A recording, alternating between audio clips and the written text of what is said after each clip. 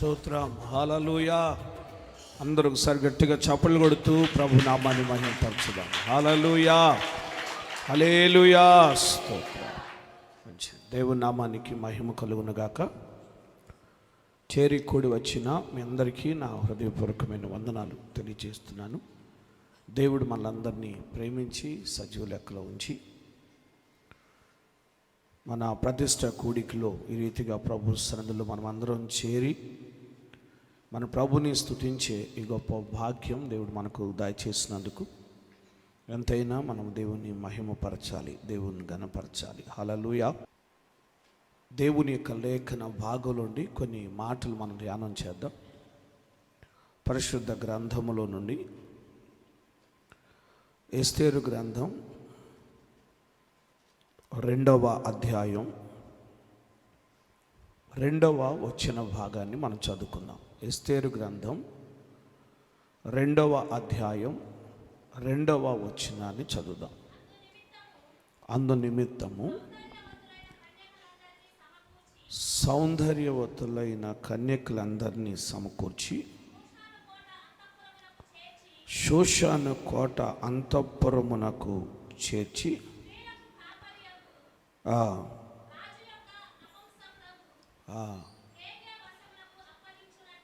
స్తోత్రం. మళ్ళా చదవండి, 2వ వచనం చదవండి. 2వ వచనం, ఎస్తేరు గ్రంథం 2వ అధ్యాయం 2వ వచనం. అందరూ చదవండి.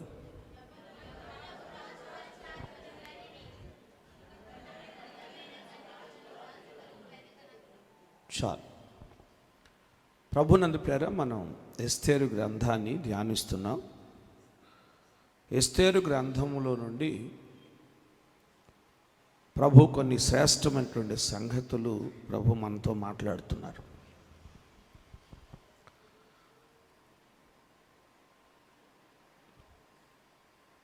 మొదటి అధ్యాయంలో పారసీక రాజు అయినటువంటి అహష్వేరోషు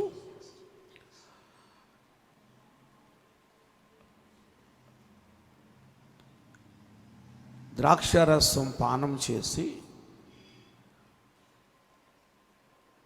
ఆ మద్యపు మత్తులో తన భార్య అయినటువంటి వస్తిని తిరస్కరించి ఆమె మీద కోపపడి ఆమెకు రాజు సమ్ముఖానికి రాకూడదు అని ఒక గట్టి నిర్ణయం తీసుకున్నాడు. అదొక శాసనంగా మార్చబడింది. అయితే 2వ అధ్యాయం మొదటి వచనంలోకి వచ్చేసరికి రాజు వస్తిని జ్ఞాపకం చేసుకొని తన భార్యను జ్ఞాపకం చేసుకొని అతడు బాధపడుతున్నట్లుగా, ఆమె విషయంలో తాను తీసుకున్న నిర్ణయాన్ని బట్టి తలంచుకొని బాధపడుతున్నట్లుగా మనము ఆ వచనాన్ని చదువుతూ ఉంటే మనకు ఆ విషయం మనకు అర్థమవుతుంది. చాలా వేదనలో ఉన్నాడు.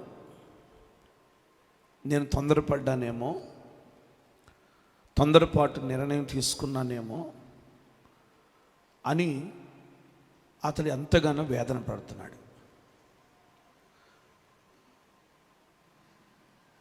ఇంత కఠినమైనటువంటి తీర్పు తీర్చినటువంటి ఈ అహష్వేరోషు ఇంత వేదన పడుతుంటే తన భర్తను తిరస్కరించి రాణిగా ఉండటానికి అర్హతను కోల్పోయినటువంటి ఆ వస్తి ఇంకెంత బాధపడుతుందో, ఎంత బాధపడుతూ ఉన్నదో ఒకసారి మనం కూడా గ్రహించాలి. ఇక ఆమెను గురించి వ్రాయలేదు, కానీ ఏ భార్య అయినా తన భర్తను నుండి, తన భర్త నుండి ఎడబాటు అయిపోతే, ఆ ఎడబాటైనటువంటి క్రొత్తలో అంత వేదన, అంత బాధ అనిపించకపోయినా దినాలు గడిచే కొద్దీ నా ఆధిక్యత నేను పోగొట్టుకున్నాను, నా భర్తను నేను పోగొట్టుకున్నాను అని ఎంతో వేదన పడుతుంది. అలాగే వస్తీ పరిస్థితి కూడా అలాగే ఉండుంటుంది.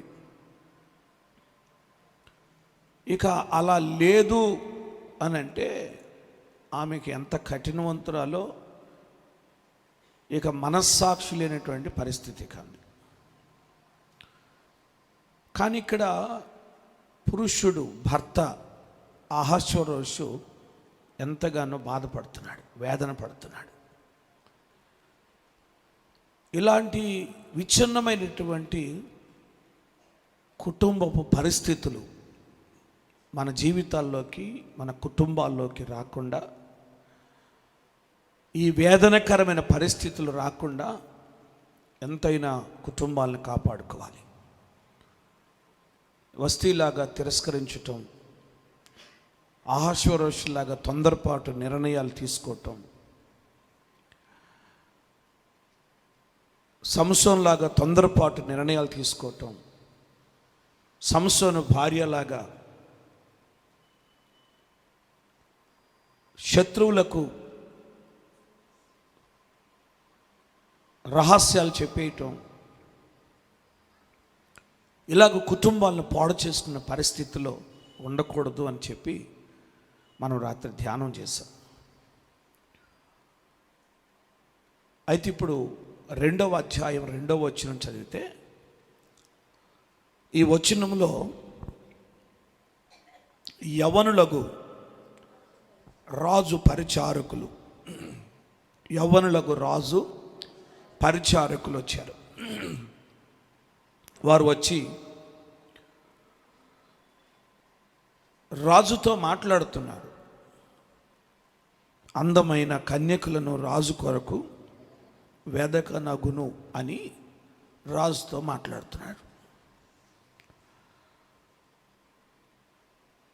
రాజు యొద్ద యవనస్తులైనటువంటి పరిచారకులు ఉన్నారు.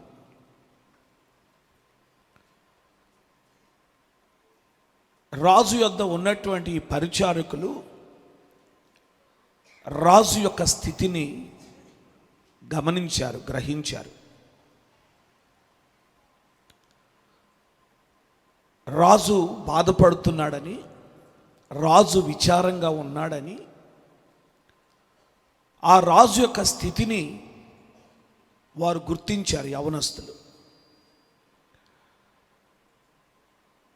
ఇంకా అలాగే తన భార్యను గురించి ఆయన ఆలోచన చేస్తూ ఉంటే, ఇక దినాలు గడిచే కొద్దీ ఇక ఆయన మనస్సు నెమ్మది లేకుండా ఆయన డిప్రెషన్లోకి వెళ్ళిపోతాడు. అలాంటి స్థితిలోకి వెళ్ళిపోకుండా ఉండాలంటే మన రాజుని మనం కాపాడుకోవాలని ఈ యవనస్తులందరూ ఆలోచన చేసి రాజుతో మాట్లాడుతున్నారు. అంటే ఈ పరిచారకులు రాజు యొక్క స్థితిని గమనించారు,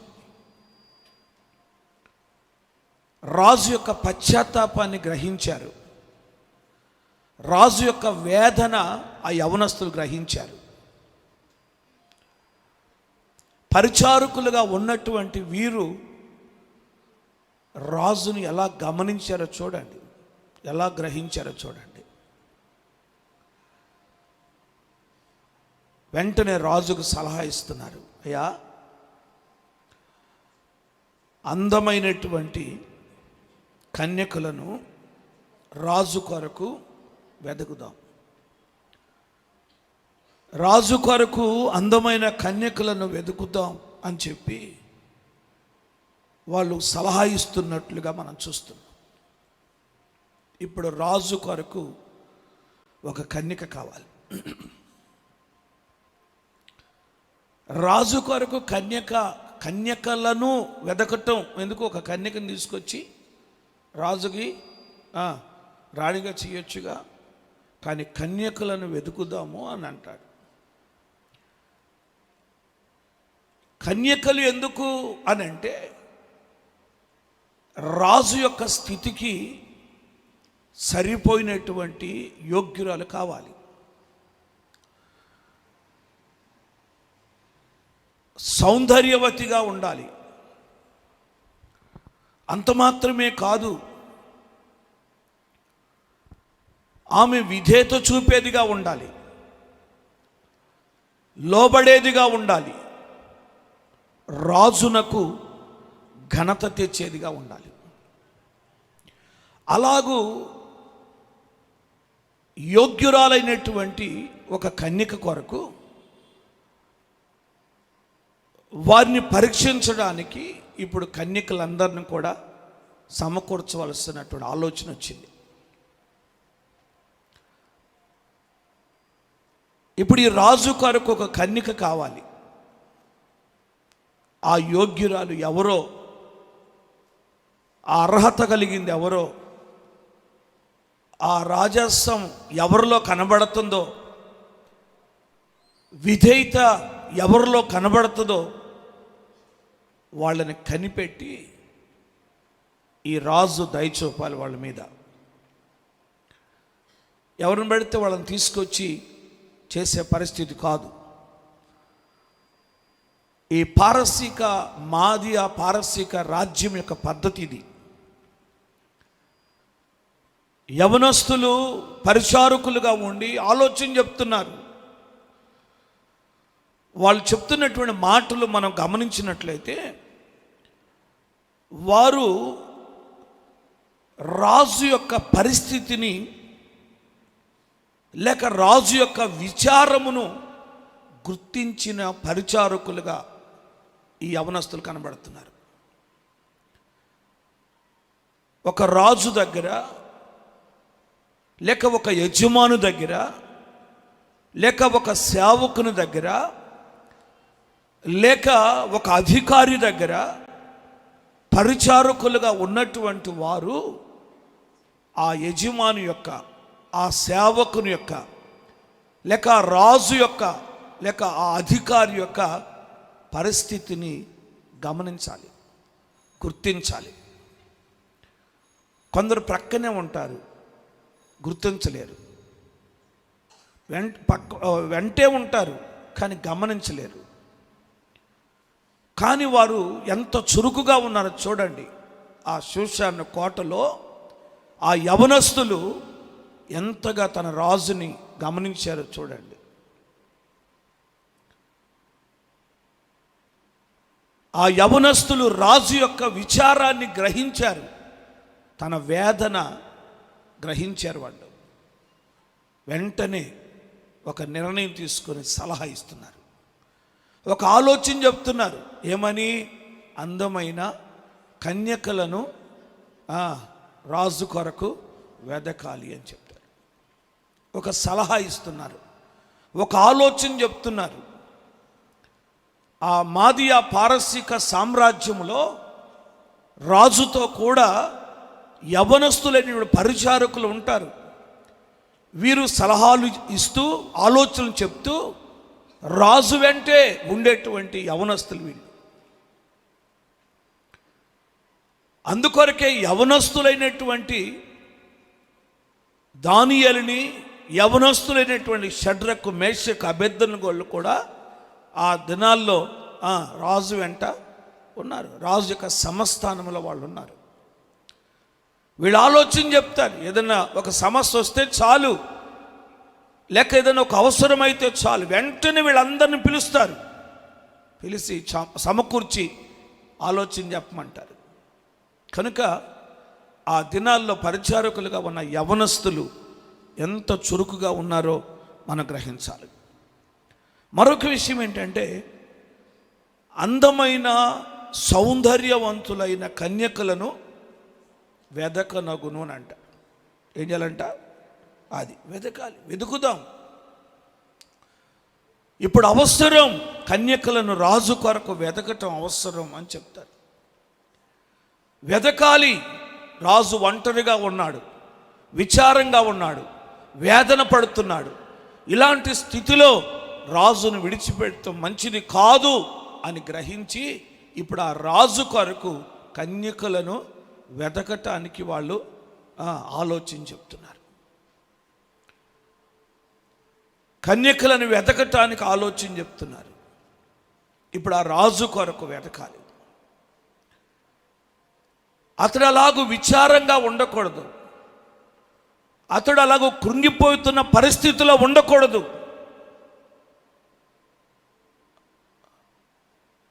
అతడు ఆ వస్తీని గురించి ఇంకా ఆలోచన చేయకూడదు. ఇది రాజ్యం అంతటికి కావలసినటువంటి అవసరమైనటువంటి పనిది. కనుక వాళ్ళందరూ ఆలోచన చేసి సలహా ఇచ్చి వెతుకుతాము అని చెప్పేసి అన్నారు.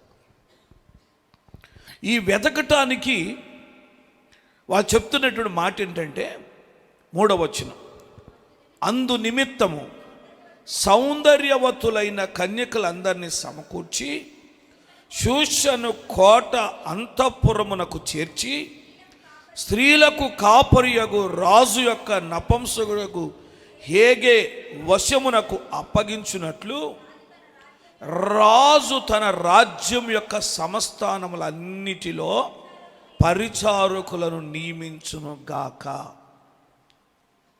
అది రాజు తన సంస్థానములన్నిటిలో పరిచారకులను నియమించాలి అని కోరుకుంటున్నారు. ఆయన సంస్థానములన్నిటిలో ఎన్ని సంస్థానాలు ఉన్నాయి? 127 సంస్థానాలు. హిందూ దేశం మొదలుకొని కూషు దేశం వరకు 127 సంస్థానాలు ఉన్నాయి. ఈ సంస్థానాలన్నిటిలో పరిచారకులు కావాలి. ఎందుకు ఈ పరిచారకులు అంటే రాజు కొరకు కన్యకలను వెదకి వాళ్ళు తీసుకురావాలి. అందుకొరకు పరిచారకులు కావాలి అని చెప్పి ఈ యవనస్తులు సలహా ఇస్తున్నారు.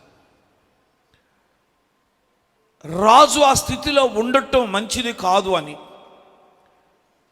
రాజు యొక్క గౌరవాన్ని కాపాడటానికి, రాజ్యం యొక్క గౌరవాన్ని కాపాడటానికి ఈ యవనస్తులు ఇచ్చినటువంటి సలహా, ఈ ఆలోచన మంచిది అని చెప్పి ఎంతగానో గ్రహించి దాని చొప్పున చేయటానికి ఇష్టపడుతున్నట్లుగా మనం చూస్తాం.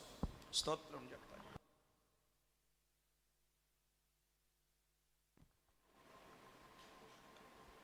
లేఖన భాగాన్ని బట్టి మనం పరిశీలన చేస్తే ఇప్పుడు కన్యకలను వెతకాలి.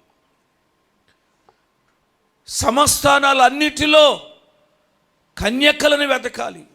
ఆ కన్యకలను వెతకటానికి పరిచారకులు కావాలి. లేఖన భాగములో మనం పరిశీలన చేసినట్లయితే రాజుల మొదటి గ్రంథం 1వ అధ్యాయం 2వ వచనం చదవండి ఒకసారి.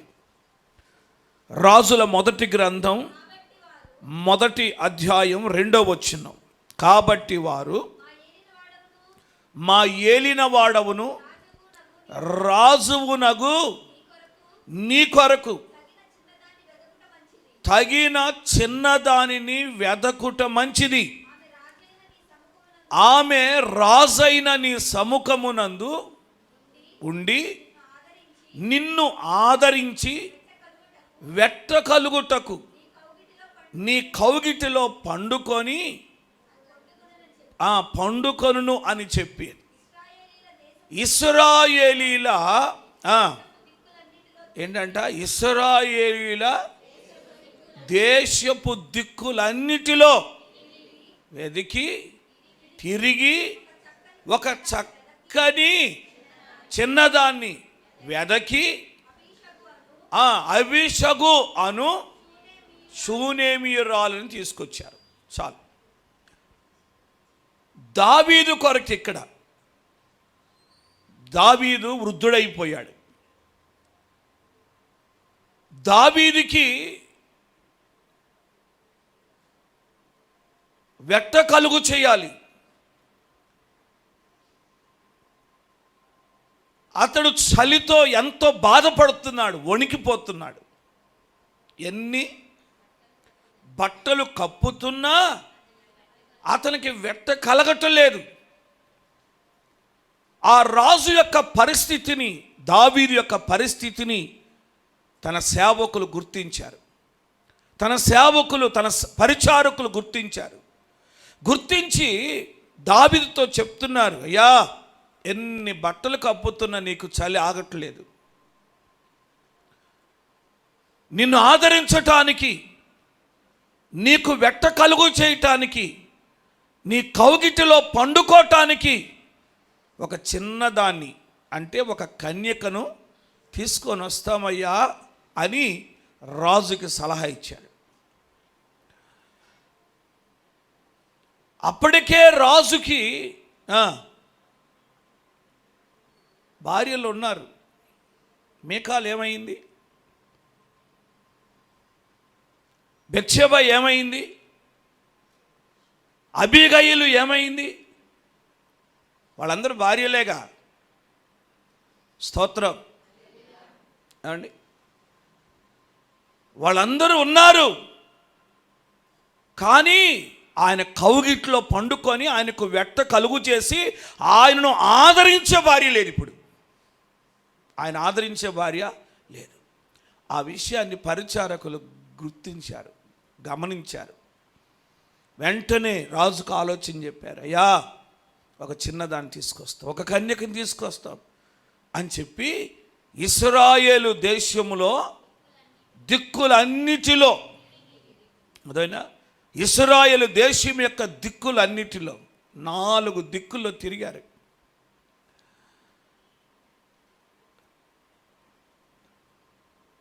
దాను మొదలుకొని బెర్షెబ వరకు తిరిగారు. తిరిగి రాజు కొరకు వెతికారు. ఒక చిన్నది కావాలి అని,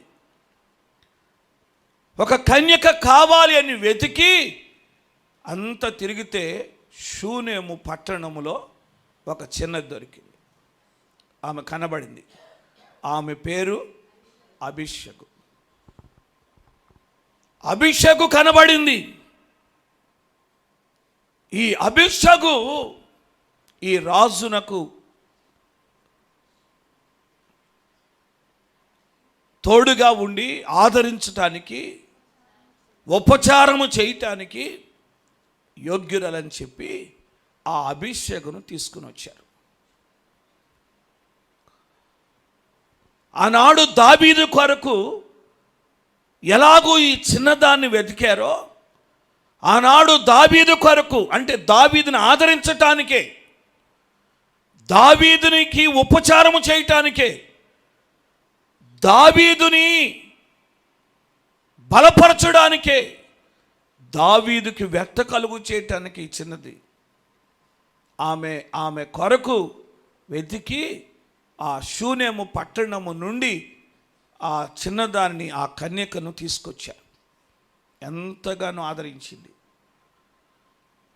ఆ వృద్ధాప్యంలో చలికి కూడా తట్టుకోలేక వణికిపోతున్నటువంటి, ఎన్ని బట్టలు కప్పినా చలి ఆగని పరిస్థితిలో ఉన్న దావీదుని ఆ అబీషగు ఎంతగానో ఆదరించింది. ఆమె చరిత్ర అంతా చదువుతుంటే చాలా ఆదరణ ఈమె ద్వారా కలిగినట్లుగా మనం చూస్తాం.